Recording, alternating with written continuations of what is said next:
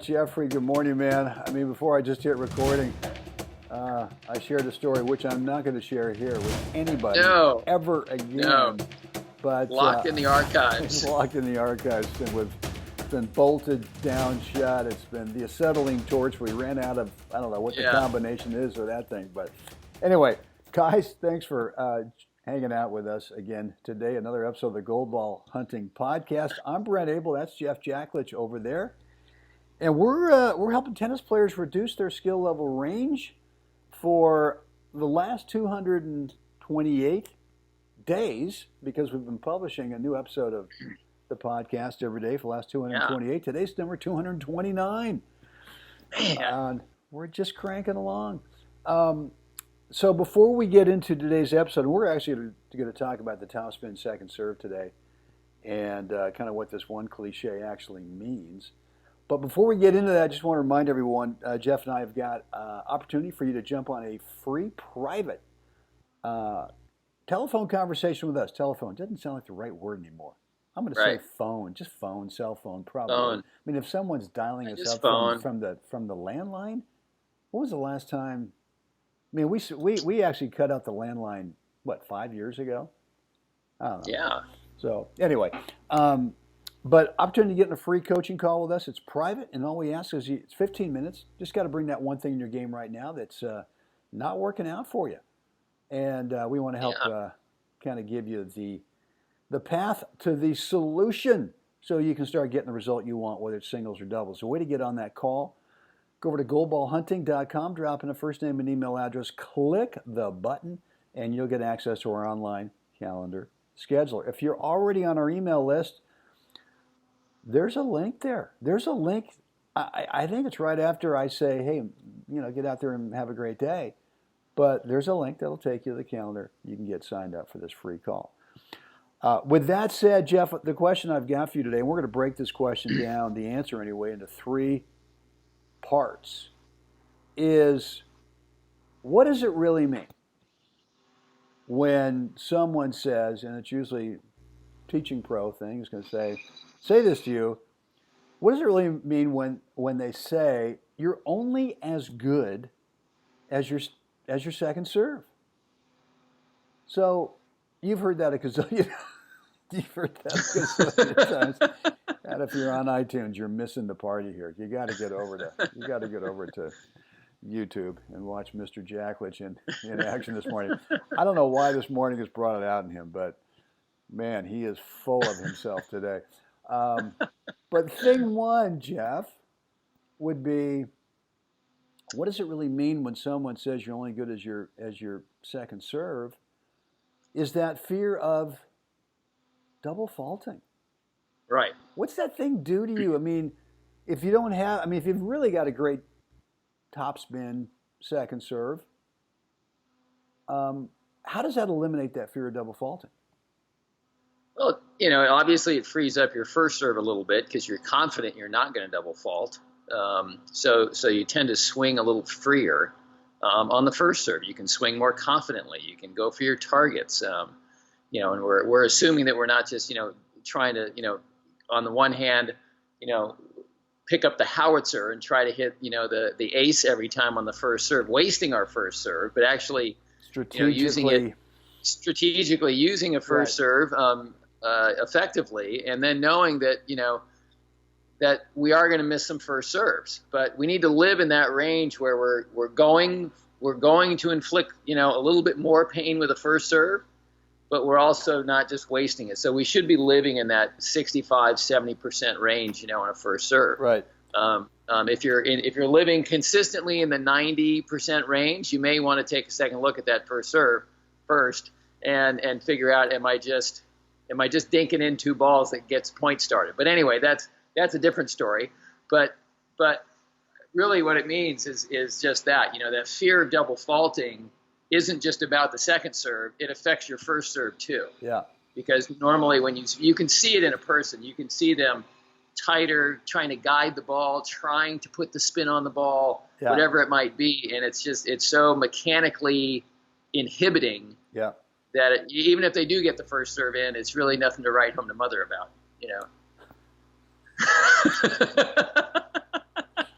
Well, hi, Mom. You're trying to bring up the thing we were talking about. I see. Uh, all right, you're not going to hook me into Okay. that one, man. So to me, it's kind of means that you're only as good as your second serve, and how that affects the fear of double faulting is that if you've got a fear of double faulting because your second serve is non-existent, it's just so inconsistent that you are double faulting. It's that we then start with every serve, especially the first serve is, hey man, I can't miss this first serve. And so what happens is your level of confidence starting the point, you haven't even hit a ball yet, and now your confidence is just in the dumper, right? And then if you miss that first serve, then the next hit your confidence takes is, pretty darn big, where you go, oh man, I can't miss this thing because I don't want to double fault. Double Right. faulting is like, I haven't even forced this guy to, at worst case, touch the tennis ball, right? I haven't even I've Right. just given the point. The guy could have actually been sitting down on the bench drinking a martini, and Right. I don't even get the ball in play, you know? Right. So, I think that's kind of reason number one. It's really about confidence. How you start the point is Right. that fear of double faulting when your second serve is in need of repair.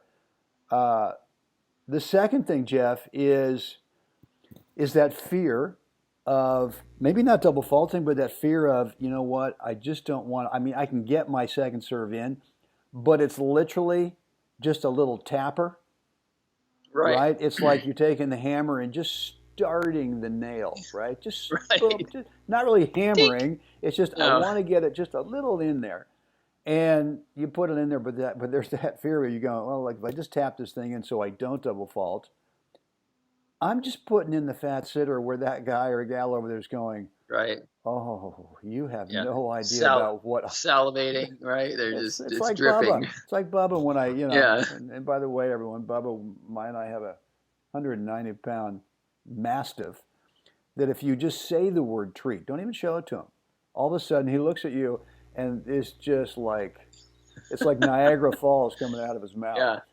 But Puddles everywhere. it's, but it's the same thing, right? I mean, Yeah. that's a great way of thinking about what that returner could be. Singles, could be doubles, and if it's doubles and you're throwing in the fat sitter, I don't think your partner's super appreciative that you Yeah. haven't been working on your second serve. So tee that one up for us in terms of the fat sitter, the fear of the fat sitter, because I don't really have a very good second serve. Well, you end up with this psychological battle because on the one hand, okay, I know I can get my serve in, and so you're trying to find some sort of positive look at it, but at the same time you're throwing in this duck that if you're playing doubles, your partner can't poach, your partner can't do anything for you. You've when your serve is that weak, you've isolated your partner. They can't help you because they can't take the risk. Or really it's like you're asking your partner to be a secret service agent and take the bullet for you like on a poach because you've just wafted in this nothing ball. Right. And so you really end up becoming a one-man show at that point because you can't. Well, or two in doubles where your partner goes, hey, dude, I'm coming back with you on the baseline. Right. If that's the best you got, then Yeah. right. I'm not putting the bullseye on my chest. I'm Right. coming back. Okay, that's fine. This is not a great position for us to be starting. Right. Serving it. Maybe you could have told me yesterday to pack a helmet and a cup before our match today. That's right. Until then, I'm back here by the back fence. Backing up a little bit. Yeah. You're on your own. Well, so yeah, I mean, it really, I mean, and beyond, there is that part of it, putting the ball in play and doing that. But beyond that, there is no tactical advantage. There's nothing, everything you're doing at that point is waiting to see what you get that you have to deal with because you've just delivered, you just teed up a ball for your opponent. And so tactically, you and your partner can talk all day long about what you'd like to do. but what you're teeing up is the one thing that allows you not to do it. Right. You have no chance of implementing any play in that scenario. Well, no, that's right, and it's the same kind of fear that we have with the first thing we talked about, which is the double fault, and that you then once again you are first serve. You are starting with a low point of confidence, and if you miss the first serve, now it gets even lower. So I want you to think about that, guys, because when we start the point, we should be able to start the point at the highest. We should feel in charge. Yeah. Right. Even if you're returning serve, you should feel in charge, right? And some of it's just all right. Well, it's a sales job. I'm gonna at least try to feel confident. I'm gonna make myself believe that. But I'm telling you, if you're fearing that you're double faulting or fearing that you're throwing in the fat sitter for a second Right. serve, there's no sales job you can do on yourself. No. There's nothing you can do. It's like, I don't believe that what you're telling me, Brent, is actually going to help me. Yeah. There's no self-talk that's going to talk you out of the reality of what the heck is going on right now. That's right. All right. So let's move on to the third thing, which is, I know you've been itching to get to this one, which is, what's been holding you back? Why are you not out there if you've got this realization that someone says to you, you're only as good as your second serve, and you go, yeah, that's right. And yet there's been reality checks all over the map for so long. Double faulting, fear of double faulting, and that fear of just throwing in a fat sitter. And so what are you doing to take care of it? Right. I mean, I don't know what's. I mean, if it's a constant, and usually it's a constant fear because it is an aspect of somebody's game that is obviously weak. They know it's weak. They don't need a pro or their partner or anybody to tell them that it's weak. They're completely aware that it's creating a problem either in singles or for their partner in doubles. And so, what's the holdup? Like reality check. And so I think one of the things too is that again, can we to mechanically, technically correct a serve takes work. It's not an overnight process. I mean, you've got to do the reps if we're looking to have technically and mechanically a sound motion that produces spin naturally and that will become something we can actually call a serve, right. If we want to put it in classic tennis terms. But and I know, even at the national level, there are guys and gals out there that have non-traditional service motions, and they hold the racket with almost an Eastern forehand grip. And you know what? They're winning matches, and they're winning big matches. And because they figured out how to use that grip, but they took it to the next level and figured out how to hit their targets. They figured out how to create some pace with that and all that. So this isn't about, everybody, you got to correct your serve to be something technically, that looks pretty. It's what are you doing to increase the effectiveness of your serve? End of story. Yeah. Are you doing anything? Well, look, and the answer is you can't just you can't intellectually work your way through this and all of a sudden go, okay, well, I had a lousy match today, whether it was singles or doubles. Obviously, my second serve is holding me back. And look, you can't come to that realization and then go, well, okay, well then tomorrow here's what I'm going to do in my match. If you don't go out there and put in, as you said, the reps and the time and figure this thing out, then it's never going to get any better. I want to also talk about, so if that's the case, you're only good as your second serve. What it also means is that you put so much pressure on yourself to break serve. Yeah. If you're not breaking serve on a regular basis, meaning that you're sort of building insurance, so that if you do get broken again because this little second serve's not working, you're defaulting, you're throwing in the fat second serve sitter. Now you've got pressure to break serve, and now the game of tennis is like no fun at all. Right.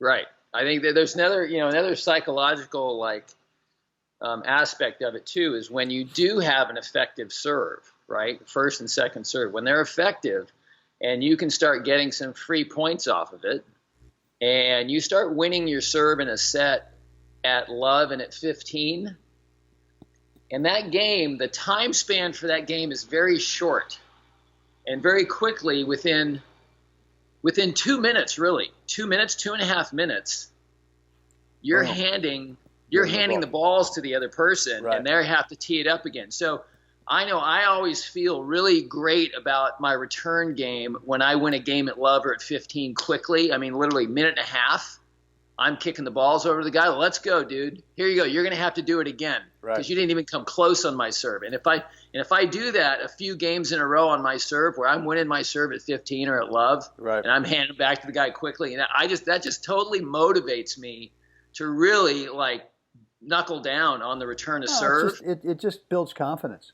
Yeah, and so I feel freer to really, pay attention and go after it and not worry about it, but just, pick my target and go, and really kind of feel like I'm pushing the server. And even if I don't break, but I've pushed him to deuce a few times. It's coming. And then, so his game maybe lasts 7 minutes. Right. Maybe 10 minutes. Right? Yeah. And then I get the balls a minute and a half. I'm handing him the balls again. He doesn't want them. That's right. And so so the benefit of having an effective second serve is just the ripples in the water of positive effective is just huge. Yeah. It's big. And look, by definition, a good second serve is that it's got some safety over the top of the net. It's got a high quality spin that's going to sort of curve itself back down, hopefully deep, and then the end result of that is a nice high bounce, right? So that worst case, sure, as Jeff Jacklich always says, you got to let them touch the ball. Well, look, I mean, in reality, a high quality topspin second serve, you're not going to be acing guys with that or gals. Nope. They're going to be touching it, and that's okay because they're touching it totally out of the strike zone. You're making them reach up and out. Sometimes if it's really a great type of a kicker, is they're not quite sure what the bounce is going to do. How's the ball going to react in the bounce? So there's a little sense of confusion over there for that returner. So, well, Jeff, good stuff today. I've got 2 solutions for this. Number 1, go to webtennis.com. I'll bet you saw that one coming, didn't you? I saw it coming. I think it was a beautiful segue. And the reason you want to go to webtennis.com is because I'm giving away my Topspin Second Serve course. It's like a 15-minute video where I'm not going to mention names out there of some of my online tennis instructional colleagues who go, I've got a Topspin Second Serve course for you. It's 3.5 hours. Oh boy, what am I going to do for 3.5 hours to? No, this thing has been, let's be real, it's 15 minutes. It's like 3 nuggets. Here's what you do. Here are kind of the ways to think about it. But just go over to webtennis.com, same deal, drop in a first name and email address, click the button, and you'll get access to my free Topspin Second Serve course. So that when someone asks you the question or someone makes a statement, you're only as good as your second serve, you go, I know. And boy, do I have that one figured out. The other thing is to get on a private free, here we go with 15 minutes again, 15-minute coaching call with me and Jeff. And we can talk about your topspin second serve. We can talk about something else with your game. Could be different technique and another stroke. Could be tactic strategies. Could be mental. Could be physical. Kind of one of those 4 areas. And the way you do that, go over to goldballhunting.com, drop in a first name and email address, click the button, and boom-ski. You get access to some cool stuff from us, but you get the online calendar scheduler where you get to cherry pick a date and time that works best for you. Jeff, at this point in today's podcast episode, what do we want the fine folks to do? Like us, share us. Yeah. Please subscribe. Okay. Let us know what you think down below.